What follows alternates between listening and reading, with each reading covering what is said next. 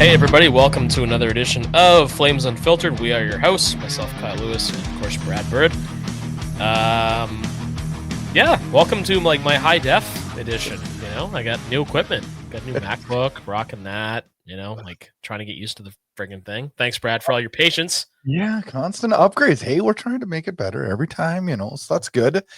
You'll like it once you figure it out. It's not the easiest thing to learn, but I promise. It gets good. It gets good. I'm gonna hold you to that because this has been a very difficult transition. I'm almost 40 years old trying to figure this shit out. But anyway, we're gonna stick with it just the same way we stick with your favorite hockey team, the Calgary Flames. So that's my segue. Oh man. Preseason's underway. We've had 2 games last night, split squad, hate split squad. You know what? I was thinking about it this morning. Might be our last time we ever see split squad. God willing. I don't think we'll see it again. When we go down to 4 preseason games, I don't think we'll see split squads again. I don't think we will, and I am okay with that. Me too. I'm done with it. I'm over that. I don't know. I'm just glad hockey's back. I got to watch the Flames last night, the home game, and then I saw some highlights from other ones. I went to a couple junior hockey games this weekend. Kind of getting that itch. It feels good. I love this time of year when it's a little cooler nights, playoff baseball coming up. And then, most of all, we get hockey games to talk about. We're finally talking about live hockey because it seems like a long time since we got to talk about game situations, right? Oh, yeah. It feels like it's been forever. But, with regards to the preseason, did you happen to see the St. Louis Blues tweet about the preseason? Nope, didn't see it. I'll read it to you real quick. It's spot on. Remember the first rule of preseason, everyone. If we win, it means something. But if we lose, it's just preseason and it doesn't count anyway. That would have been my X factor had I seen that, even though not for the Flames, but we got a good one later on. We'll get to that later. I agree. It's so meaningless and it's so okay, let me phrase that better. It's meaningless for a lot of the roster, not meaningless for some. And that's probably what we'll talk about the most is the relevancy of it. Last night, Sunday night in Edmonton, Calgary wins 3-2 in overtime and then drops a 3-0 defeat at the Dome last night. And got to see pretty much everybody. I do have a question for you. Why didn't we not see Hunter Brstevich on either roster? I don't know.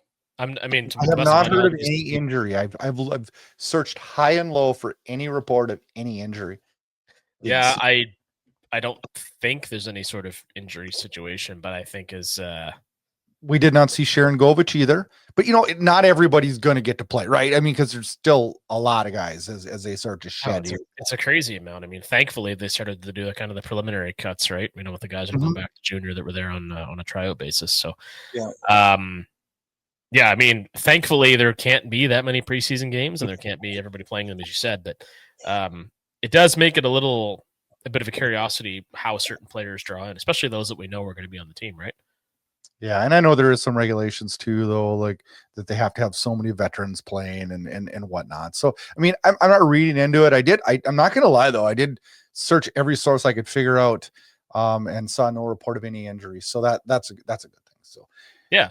And you know what? If you really want to think about it, we should be having Sharon Govich play because we want to get him going, don't we? Yeah. He's probably the top of the list of guys who need to, supply some what people keep calling secondary offense. So we'll like to see what happens with them.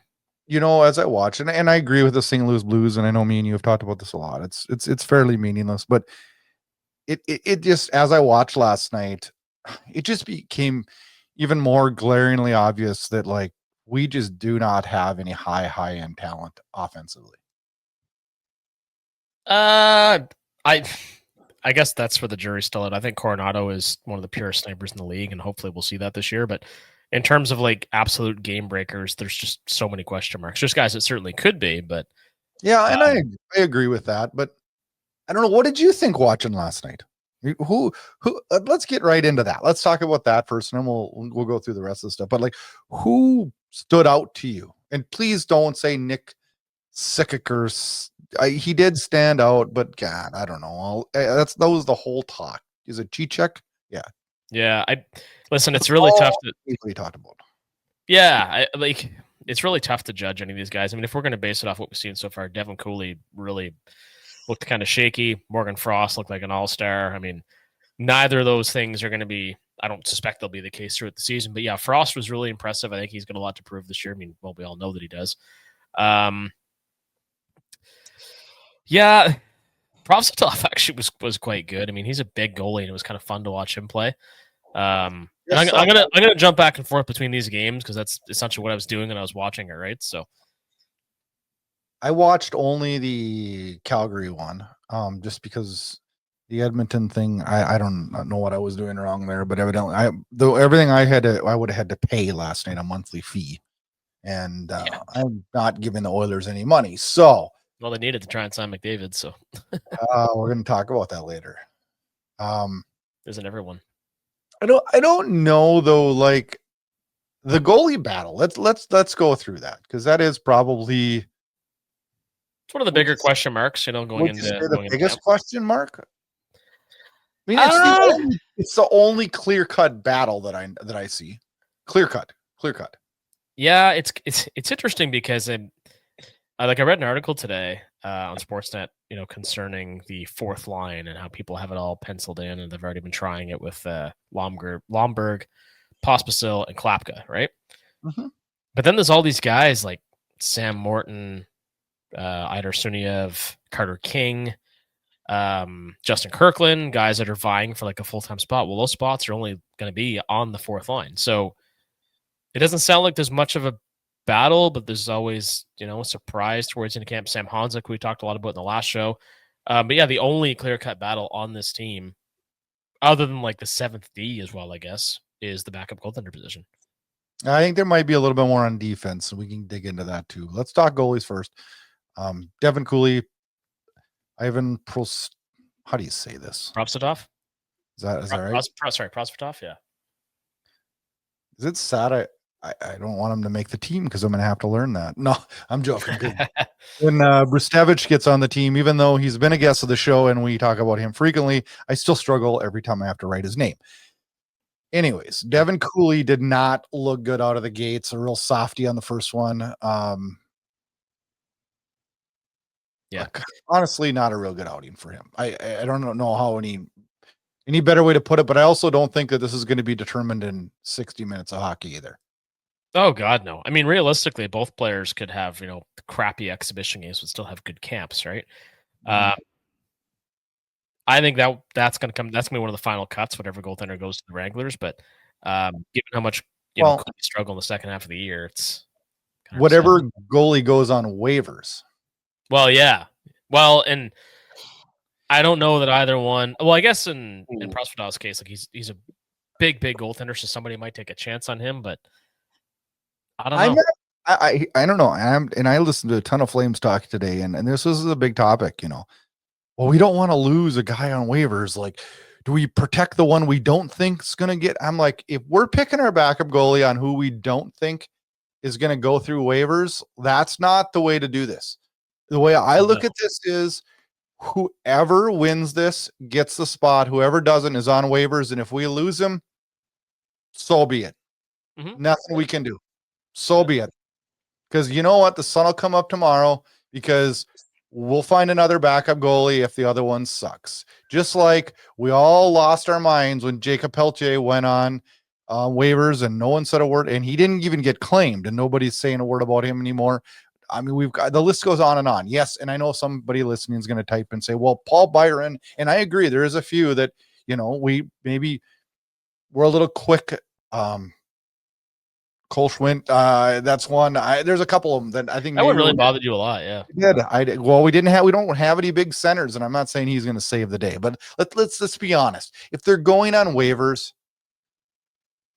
we can count on one hand the people that have went on waivers and turned out to be superstars. Yes, I know there's some, but they're few and far between. Well, I mean, never mind superstar, there's serviceable NHLers, but I think Brett Kulak was another one.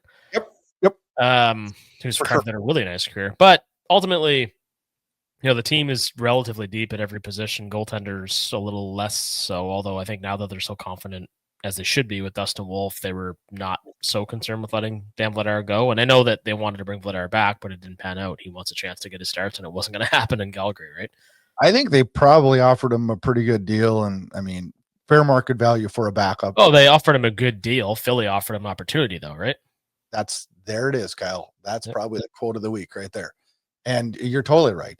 We can't offer that opportunity. And, I do think that I truly believe that this organization, if one of these two or even both of them don't work out, there's plenty of veterans we could sign as a solid backup that would be willing to take on that role. And I'm not losing sleep over this battle and who is chose. I think they'll pick the right one. Oh, I think so too. I'm looking forward to it. Although I have a really strange thing keeps happening in my brain. I don't think, and this just tells you how big of a fan I am. Every time I see Prosvetov wearing number 50, yeah, I think of Zagadulin, who might have played part of one game with the Flames, maybe one. And I have his hockey card. I don't know why. I don't know. It's just my brain makes no sense. So, yeah. Huh. That's anyway. Interesting. But yeah, so help me out here though. Because I'm curious for your thoughts on this, and I might have misspoke because there are some battles to be had on D, but I think it's fairly cut and dry. But let's jump into the defense. What do you see going on there? Well, I mean, obviously, you got your Anderson, you got your Hanley, you've got your Ball, you've got your Paul, you've got Uyghur yet. Come on, Uyghur. Yeah, I forgot Uyghur. And then I think you're gonna have your Jake Bean battle. I don't know what I feel there. I thought he looked halfway decent last night. Got a lot of praise. Zane Parekh, of course, is the name everybody's talking about. Understandably so. And I'm all on board with Zane Parekh. I do have a couple things though that I wanted to touch base on. I mean, and I'm surely not going to talk negatively about a guy who put up 101 and 96 points and is in the most points by a defenseman since 2000. Yeah. Also, the first OHL defenseman of back-to-back 30-goal season since Bobby Orr. It's hard to repeat that fact too much, It is, and he's in good company with Ryan Ellis and our buddy Hunter Brustevich, Evan Bouchard. But here's my thing. Zane Parekh is going to get a spot on this roster by default. Mm-hmm. By default. Because we can't send him back to juniors. He has nothing to prove. And with the CBA, the way it is currently right now, we can't send him to the American Hockey League. Mm-hmm. So he's going to sit on this roster. And he's either going to play and play well, or he's going to sit and not play at all. Or play and be bad. Those are the three options. Yeah. Now, I hope that it's play and play well. And I quite honestly have no worries at all about his offensive ability at all. But this league is a fast league. And there was a couple times defensively last night. I was like, oh gosh. Fish out of water. Oh no. Into the corner, no stick, sliding on his backside. Oh my God. Now, don't get me wrong. There was a couple moments last night where he was moving the puck and skating it. I was like, oh, hell yeah, this is going to be fun. Well, his ability to get the puck to the net and to make passes through seams was like, wow, very impressive stuff. But I understand your concerns as well. Part of this concerns that I have is that I grew up in an era where it was like, if you can't play defense, I can't worry about how good you are offensively because you can't play defense. Mm-hmm. Okay. Now the league has changed and we have some guys, Carlson probably would fit into that, where I would say he's a great offensively, not good defensively. Some people, I know my Vancouver people will throw shit fits when I say this, but I don't think Quinn Hughes is exceptionally good defensively, but he's very, very dynamic offensively. Mm-hmm. I would look at a guy like Cale Makar and say, hey, he does both, right? And that's what I hope Zane Parekh does. And he's not going to do that right away. And there's going to be a lot of times this year, I'm just going to have to be like, swallow that. Just don't worry about that, because what he brings offensively outweighs what he doesn't bring us defensively. Yeah. But this league is fast. And come, what is it, October 7th, our first night against Edmonton, when Connor McDavid's streaking down the side and Zane Parex's on that side, hang on to your shorts. It's going to be a new game. Mm-hmm. Yeah, but I think the key with that is, I mean, he's likely going to see fairly heavy power play minutes, and you have to try and shelter him on that bottom, possibly in that bottom pair, right? as he grows into, that role.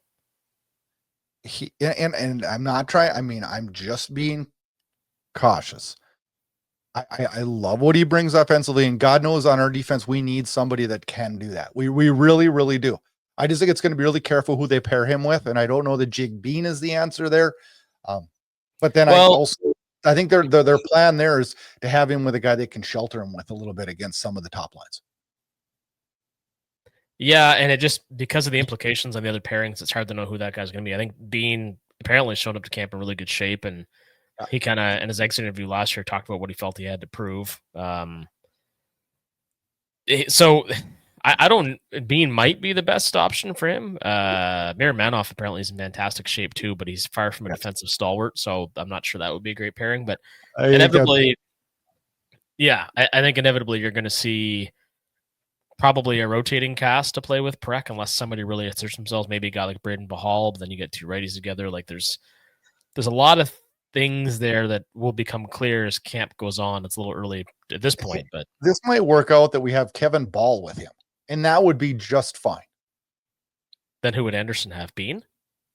I don't know. Anderson's not going to be here probably. Well, he's going to be here for, it seems to me anyway, like a while yet. But you could be right. It's hard to say. Now, and that's kind of the variable in all this. So if you can cash in on Anderson somehow and move out a defenseman for whatever you can get for him, like, it would almost solve some problems in a way in terms of deployment. Yes, because we got Hunter Brustevich, who's coming up, who I think is, I can't say equally offensively dynamic, but damn close. Mm-hmm. And his stats showed that too, as we watched him put up in 23-24, had 92 points, which ranks fourth amongst top defenseman points since 2000. So we have an abundance of offensive prospects coming, and I don't think that's a bad thing, right?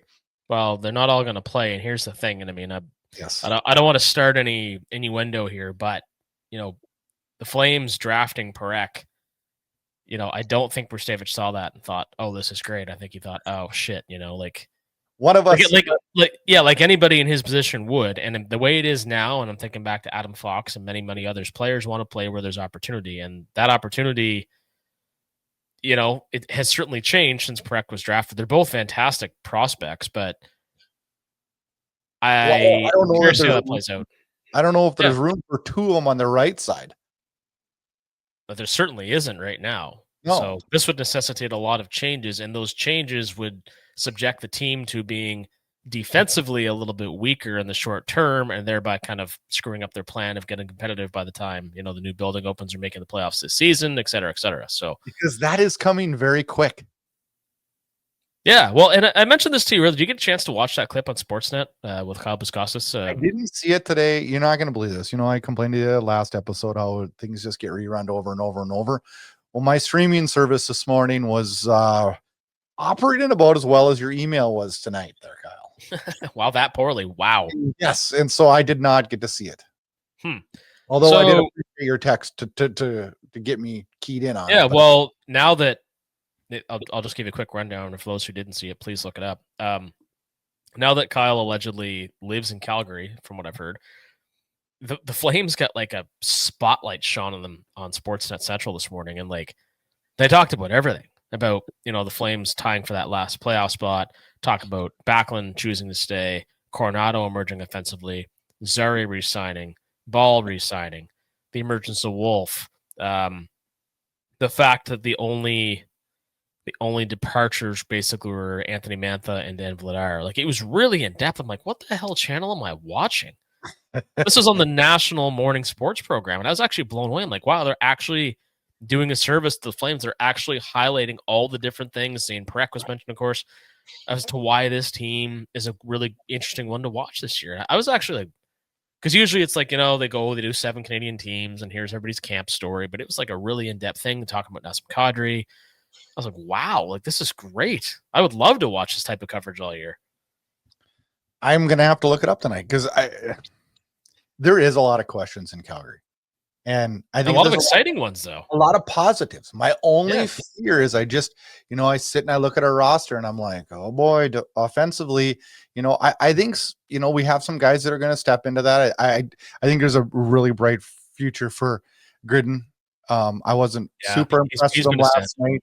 He had a really bad turnover that cost a goal, but I mean, that's stuff that happens, right? But his Uh, overall showing thus far has been quite, and it's very early, but has been quite strong. It has been quite strong. Yeah. I thought Sam Morton looked really good last night. Yep. Stromgren was a little quiet. I didn't see him pop like I think he will in the future. And Adar Suniev got popped about 10 times. But I like his play, and I think there's something to be had there. Just waiting for like that next step, right? That next step has to come for those guys, and we'll see when that is. But I feel like there's some hope there. Yep. I still think that if you look at our rosters through our thing, we obviously don't have that number one center that we need to drive this franchise, and that's on the want list, right? And that's probably on 17 teams' want list right now, right? If not more. But I mean, ultimately, the center depth, if Zari can emerge, if possible, so can hold in that fourth line spot. I mean, it's going to be better than what a lot of people predicted, much like the team was last year, right? So, all stuff to keep an eye on. But ultimately, there's going to be so many players that should be close to making this team. Morton is a really good example you mentioned.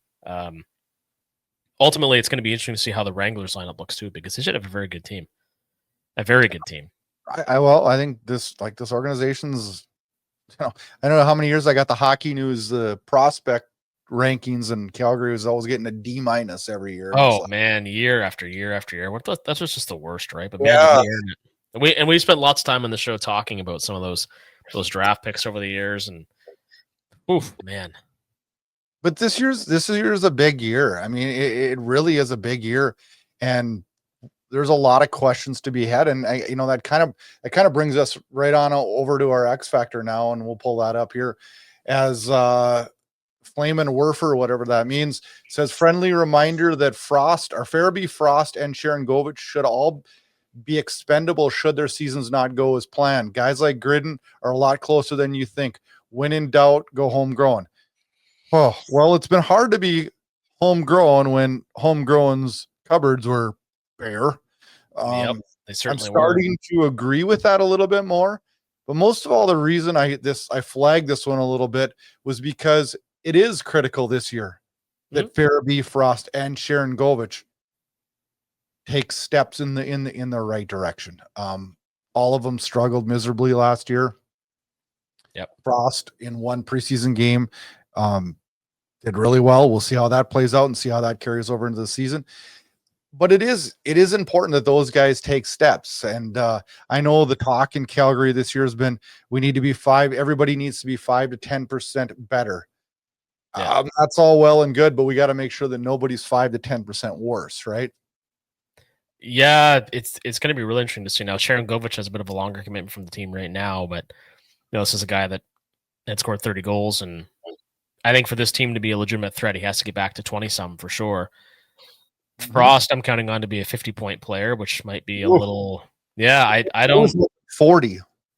Yeah, I got him pegged for 50, and we'll see if I end up beating Crow on that one. And then Farabee is the one, I said this on X the other day, that I just have such a hard time getting real. He scored a highlight of the year type goal against Dallas last year, but we didn't see much else from him, right? We didn't. And I know there's a transition probably for both those two coming over from Philly, both of them not expecting to be moved either.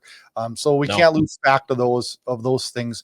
But I also don't like to make excuses for players. These guys are professional athletes, and when you're called on to produce, it's time to produce. And we didn't get that from them last year. But I do think that, I mean, I remember so many posts for Frost and so many, like, how did that not go in last year? So I do see a good upside there. For Farabee, he's just a different player. And I think a lot of us had him kind of misjudged. I know I did. I thought he was more of an offensive threat. He's probably more of your grinder, make things happen the hard way type of player. And he did pot 20 goals one year, though, too. So there is some offense to be had there. Yeah, and so like I surely am not writing him off either. And Sharon Govich, I mean, outside of Coronado, I don't know who shot I like better on this team than Sharon Govich. But last year he left me frustrated many nights, and Yeah, all it of us. seemed like he was getting manhandled on the puck just very, very easily. And that's not a recipe for success. And if you're not able to control the puck and make things happen, you're surely not going to get those shots and not get those points. So he's got to figure that out this year. And the team searched all year last year to find line mates that made it happen with him, and nobody and nothing came of it, right? So he's a guy that's got to figure it out this year and step up. There's a long-term commitment you mentioned just a minute ago, and those are three guys, boy, that just need to come to play this year. Yeah, I mean, I'm kind of over the Sharon Govich as a center experiment. That is so. There is no way he is not physically strong enough to be a center in this league. Well, I think just as importantly though is that he needs, much like Coronado's needed, and Coronado seems to have it in Gaudry. It's like you need a trigger man, right? Sharon Govich has got, as you said, such a great shot. I think him, on the wing, top of the circle. Maybe it's a guy like Frost and can feed him the puck and he can back to 20, 25, maybe 30 goals. But that's going to be paramount to this team having any measure of success. And to your other point, or rather to the X factor, these guys, like this team, is for so long has hung on to guys year over year and replaced players with similar age to try and find the right mix. The reality is, I think it's bang on. Like, you've got to move on from certain players and give young guys a chance, which is exactly what kept this team mediocre for so long. We've all, flogged that horse to death, but it's really, really important to do that. If you have an opportunity to trade deadline, you're not in a playoff spot, you can cash in on some of these guys potentially and elevate guys like maybe Gridden, who could very well be ready or close to ready at that point. You're going to take that chance. On the flip side of that, and I agree with you completely, but then when the ball is in the courts of the Gridden and the Hanzik and they get that chance, it's time for them to step up and do what Matthew Coronado did. Yeah, and I think, and I talked about this on the last show, I think Hanzik has done that by adding so much muscle to his frame. I think 15 pounds this past summer, which is exactly what his game needed by all accounts. And we saw it when he got knocked out of the regular season last year for a bit and then spent the rest of the year with the Wranglers. All these guys are going to have opportunity. Anybody would have got knocked out on that one, but for sure. Down. But I did, you mentioned to me about him gaining 15 pounds, and I paid attention to it last night, and he did look like a bigger body out there. Oh yeah, big time. Like is it just me, or am I being difficult with him? It just seems like he doesn't play an aggressive style at all. He's a little bit of a perimeter player to this point, it feels, but I think he's also trying to get comfortable out there. So I don't know. Again, it's so hard to judge on preseason, but I think he's gonna be one of the last cuts on this team. I don't feel he's gonna make it out of camp this year again for whatever reason. I guess the quality competition is a big reason why, but I could be wrong. I feel like we said this last year too, but this is a really, really hard camp to judge, which is the biggest compliment you can pay these players. Yeah, it's going to be interesting. Of course, last week when we recorded, literally within 12 hours of us recording, Flames news comes out. Michael Backlund resigns, and the news from Sportsnet. Let's quickly go through those and touch on them, just because I do think it is important to that we address our opinions on the Backlund resigning, as he resigns for 2 years, 3.7 in year one and 2.8 in year two for a 3.25 cap hit. Mm-hmm. Did this catch you off guard? Because I did not hear any rumblings of this going down the chutes, and it caught me off guard in a pleasant way, I guess. Well, and if you listen to Backlund, his presser talk about it, he's like, he just reached to Craig Conroy and said, "Hey, we want to stay. Do you want to talk?" And that was it. Which I think is why none of us saw it coming. Well, we talked about it on last episode. We talked about our plan to have him with the team, and then maybe slot down to the fourth line center in time, have somebody take. I don't think he's holding a spot from anybody. And quite honestly, here's the deal: if you're a young player coming into the league and you're going to take a spot, shouldn't you be able to take a spot from a 41-year-old center? If you can't, then you're not an NHL player. I don't get it. I mean, I don't understand why there's some talk on X Talk that people were upset. Well, it's just that contract stupid. It's going to hold a spot from a young player. No, earn the spot. No, you can bury the player in the contract if you had to. Which I don't want to see that happen. Like I compared him to Craig Conroy last time in the end of his career as a Flame, but I'm more excited for him to stick around. To teach guys like Carter King and Sam Morton how to be a pro center, how to win faceoffs, how to kill penalties, all that kind of stuff, right? Is there? I mean, there's. I can't remember if it was Uyghur, but one of the guys in the team said there's nobody better to mentor young players. There's nobody better. Think about it. The guy learned from Jerome McGinley for years in terms of how to be a leader, how to be a captain, and then again, through Mark Giordano. It's good for the culture of the team. It's good for Backlund and his family to have some more security. It's great he's going to get to play in the new building. I mean, he's like, as we talked about before, even before this contract was announced, he's probably going to become the Flames' all-time leader in games played, and good for him. Yeah. Of all the draft picks we had, Backlund was it 09, I think. Yeah. Like he's the one player from all those years that's like, yeah, hey, at least we got him, right? Exactly. Well, because it was some bad drafts. Oh boy.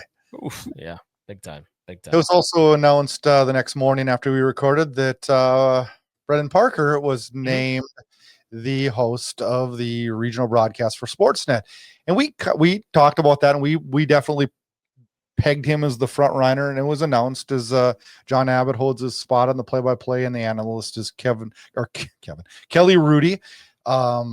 I'm excited about that group. I think it's a good group, and I think Brendan Parker's promotion is well deserved. Well, we lost some big names the last years, right? Obviously, Rick Ball, who I think we all still miss, and to take nothing away from John Abbott, who's done an excellent job. And now Ryan Leslie moving to Toronto. And as I said before, these guys, moving on to larger sports markets, larger cities, and good for them. But much like the team, on the broadcast side, Calgary has a pretty deep bench, right? And there was some great candidates we talked about, and we're going to see more of them, in the months ahead and taking on larger roles around the team. So it's going to be a little bit different, but it's still exciting, and it's a great group. Yeah, for sure. Let's talk. I want to get your take on this. LA Kings captain Anze Kopitar announces his retirement after his 20th season. This will be his final year. What are your thoughts there? Anze Kopitar is, how do I do this player justice? He's one of the best. He's one of the best centers, well, in Kings history, which is pretty high praise, but he's also one of the best centers in the league in the last 10 15 years. It's the end of an era in LA, and I mean it's kind of a weird time too, because that team is kind of on the rise. His exit is going to create a major void in their lineup, but I mean he's a phenomenal player, far and away, and this is maybe not so much a compliment, but I'll say anyway, the greatest probably athlete, never mind hockey player, that Slovenia has ever produced. And yeah, he's just a phenomenal hockey player, and it sucks because we're all getting older and seeing these guys move on, right? It's like I watched his entire career. I remember his entire career, Oh yeah, but I mean, this guy's got 2 Stanley Cups, 2 Selkies, 3 Lady Bings, 1 Messier Leadership Award, 5 All-Star appearances, 1,454 games, and 1,278 points. Holy cow! And what the thing is, I heard a question today, and I this is one of the reasons I wanted to talk about this in the show. Is he the greatest Kings player of all time? Well, yeah, I think he is. Wayne Gretzky played for the Kings, but he wasn't the greatest King ever. If he was the greatest King, they would have won a cup when he was there. Well, he only played for 5 years, I believe. Kopitar played for 20. Yeah, and who else would be on the list? Marcel Dion, Luc Robitaille. Yes. Robitaille would be up there. Rob Blake. Blake. Those would be the ones that stand out to me. Yeah. Dion would probably get a lot of talk. Yeah. You know who my favorite LA King was for years? Who? Matthias Norstrom. Yeah. Holy shit, that guy was tough. Man, was he tough. He's captain for a number of seasons there too. But yeah, I don't think it's even. I'd be interested to hear any Kings fans, challenge that Kopitar's not the greatest King ever. I don't think it's even close, to be quite honest. I think Marcel Dion would be close. Yeah, I and wouldn't that's say yeah. Wayne Gretzky though, because No. Wayne only played there 5 years. I still think Wayne Gretzky is the greatest player, Mhm. which there's arguments there, right? I mean, there's a whole bunch of arguments, and I probably would agree with a lot of them. Yeah, But it's still hard to take away what the dominating factor that he really was in the league. for sure. But yeah, Absolutely. Andre Kopitar, it's going to be fun. I mean, he's kind of one of those guys that plays for a rival team that everybody really liked. There's not many of those guys, right? I mean, I hate so many of the guys that used to be on the Ducks. I hate like the first 2 years that Bieksa was on Hockey in Canada. I just had to just grit it and bear it because I'm like, I don't like this guy. And now I think the show would be garbage without him. And Oh, he's fantastic. he's absolutely he's fantastic. fantastic. But I mean, it's just when you think about rival teams, it's really hard to have a lot of guys that you're like, man, I respect the hell out of that guy. That guy was a good hockey player. Well, a good hockey player, good in all three zones. Never any drama surrounding him personally. Nothing you ever hear in the media. Extremely well respected. And I hate cliches, but plays the game the right way. A 3-zone, 200-foot player, offensively super gifted. Yeah, I don't know what else you can say about the guy. Yeah, top notch. Excited to watch him play this year. Yep. Also got to get your take on this one. McDavid contract, no, or lack of contract, I guess would probably be the better. This is a hot topic north of us, right? Oh man, it's a hot topic league wide. Yeah. So, what's your thoughts? Well, I'm so glad you asked. I thought the interview with Friedman and Bukowskis was a disaster.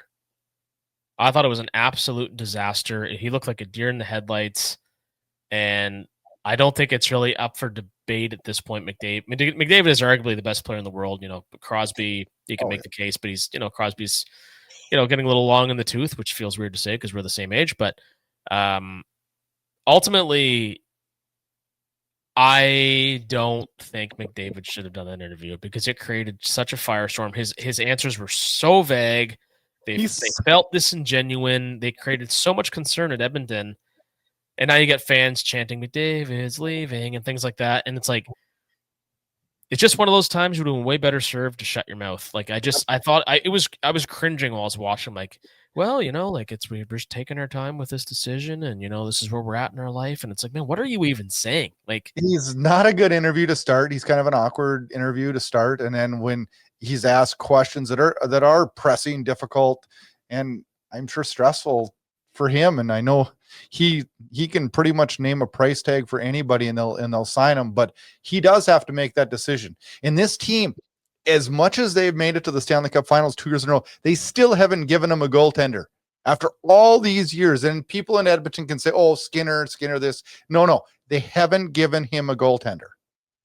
Well, I think it's worse yet. I mean, that core is aging, and they're trying, with all due respect to a guy like Andrew Mangiapane, like bringing him in, hoping that, and I mean, if he plays with McDavid, he will score 35 again. There's no question in my mind. But bringing in guys because you're basically in cap hell, trying to find fits. I mean, this roster is aging, and it's kind of the opposite of the Flames. The Flames are on the rise, I would say, right now.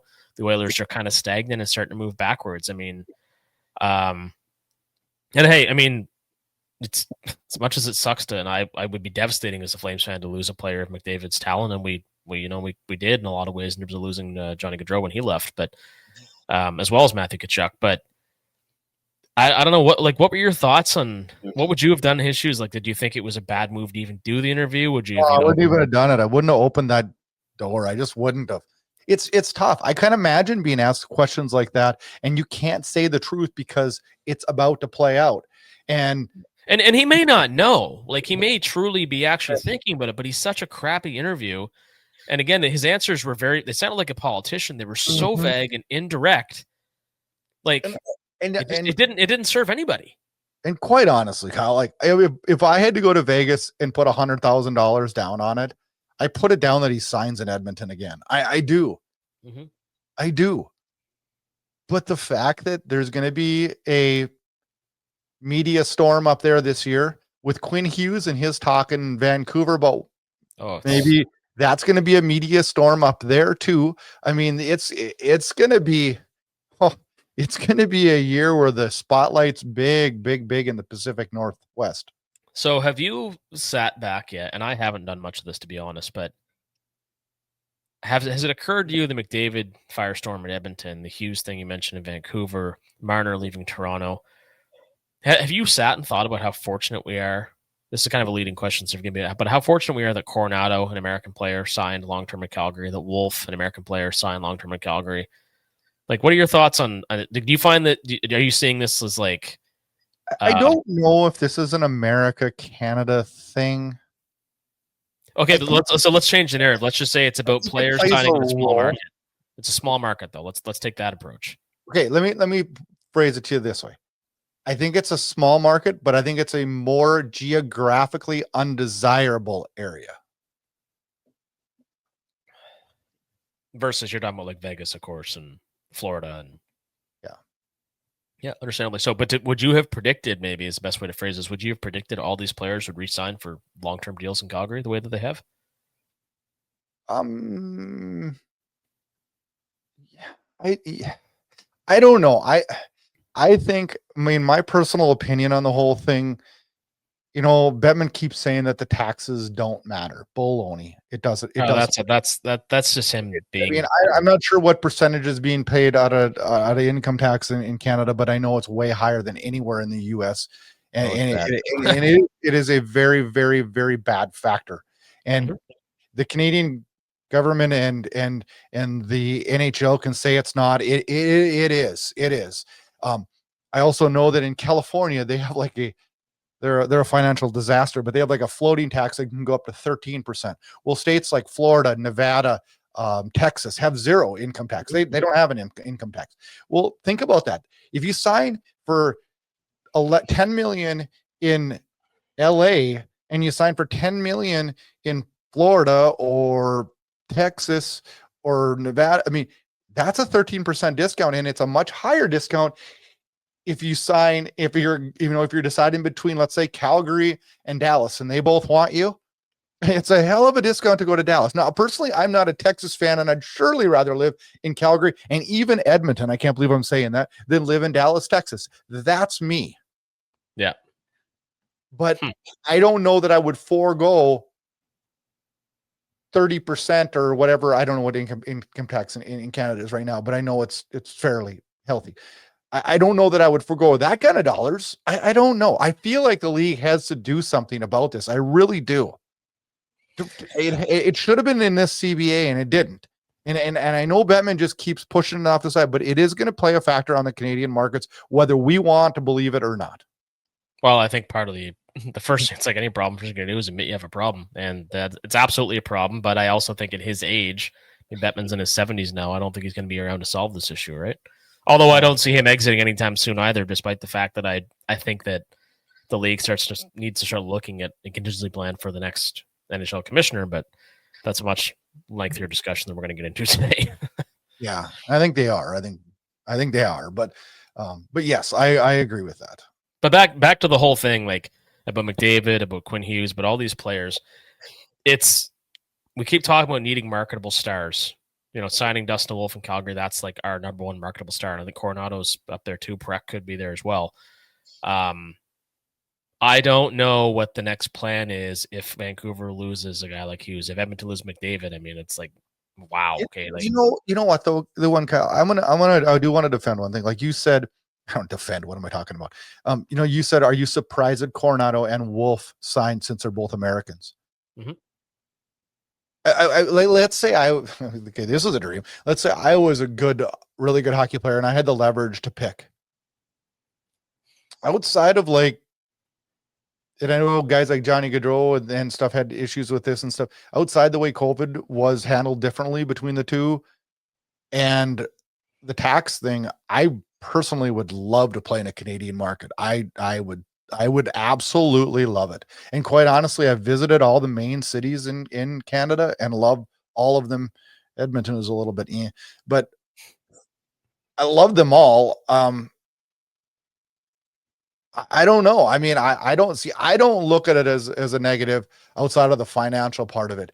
And that's what scares me. But that is also, if you're a fan of a Canadian team, which obviously we are, that can be fixed, right? That can be remedied. So I think I don't know. So to answer your question, after talking for 20 minutes, I'm not super surprised that Americans signed up there because I think Coronado and Wolf see something, and I think they're going to get a new building to play in now. And I think there's a lot of positives happening on the outside of the hockey rink in Calgary that are going to help. Well, and I think the pride of Potsdam, New York, as I've said before, Craig Conroy being Jim of the Flames also, helps. For sure. It helps because he is a great ambassador for that city. Oh, well, you couldn't ask for better. Yeah. Okay, that was a long. I did not know that question about McDavid was going to go off the rails like that. Well, there's so many things that feed into it, right? It's a huge thing, and I'm going to say it once more, just in case you didn't hear me the first time, in terms of our listenership. Like, terrible interview. Oh, I couldn't watch it back if you paid me to. It was brutal. Anyway, I digress. Okay, one last question before we go about the Oilers. Did you see their new alternate jersey, and do you like it? I hate it. I like it. I couldn't. You like it, really? I do. Well, they've had so many bad alternate jerseys. They're all blue one with the yeah. My brother-in-law's not even a freaking Oilers fan. He texted me and he's like, I really like that jersey. I'm like, I actually do. What? Oh man, no, I just can't. I don't know what it is. I think it's the font more than anything. And I'm also kind of clamoring for I want to see the the navy blue ones they wore in the late 90s. I didn't like those at all. But see, they were great. But see, Kyle, we've talked about this. Me and you are like history guys in a way. Like you like what was when you were really influenced by the league, right? That's what you like. Oh, 100%. 100%. So that's why I like the Canucks is, the skate logo, like the black, that's because that's when the formative Pavel Bure, and I was just like, oh God. And that's when I was really, really growing in hockey. And it's funny. It's those years, right? Did I show you this hat yet, by the way? Have you seen this thing? Yes, I did see that last time we were on. 2 episodes ago. It's sweet. So the 47 series of the Cup, Uh-huh. Yeah, it's cool. The black and gold team's really got me good lately. I like it. Goes with it. What do we got this week? We got we're back next week talking Flames hockey. Before we're back, though, Seattle comes to town Tuesday night. Wednesday night, Calgary's in Vancouver, and Saturday night, Calgary is in Winnipeg. Mm-hmm. So those are some preseason things. We're going to get to sort out some things. I do want to bring up one other thing on the show here before we get out of here, and I haven't even brought this up to you yet, so I'm dropping secrets here. We got an app, there's an app now where you can go and leave us messages that we will play on the show and answer questions. So if you have a question, a comment, a rant, something you want to ask us, get on over to flamesunfiltered.com, click on the Speak Pipe link. It's easy to use. It's free. It's easy. You can record a message. We'll play it on the next episode. So if you got questions, you can do that. And it's new, Kyle. I come up with some cool things here. And I'm also a little contest here. We're going to give a gift card away to the Calgary Team Shop, and you can use it for food, beverages at the Saddle Dome or at the gift shop. Get on over, follow us on X, subscribe to our newsletter. That gets you entered in to win that. We'll give that out the last week of October. Beautiful. The last week of October when I will be in Ottawa to see the Flames take on the Sens. So yes. Yeah. Beautiful. That's I ran through all my stuff here. Got my list done, Kyle. Yeah, well done. Well done.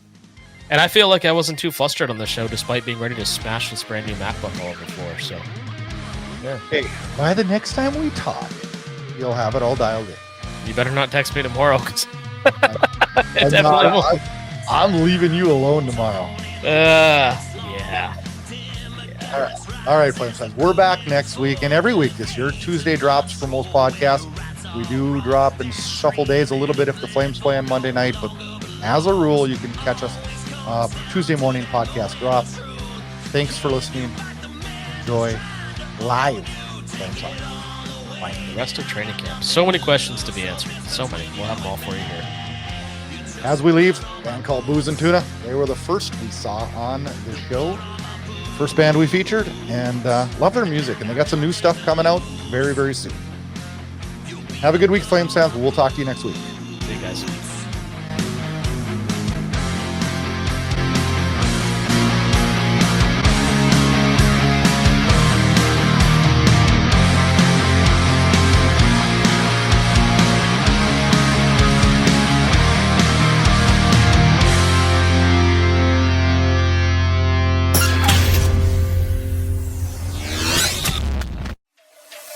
Thanks for listening to Flames Unfiltered with Brad Burud and Kyle Lewis, your source for unfiltered Calgary Flames hockey talk. Keep it locked on flamesunfiltered.ca. Subscribe where you get all your podcasts to never miss an episode. Flames hockey talk every week, presented by Inside Edge Hockey Media Group.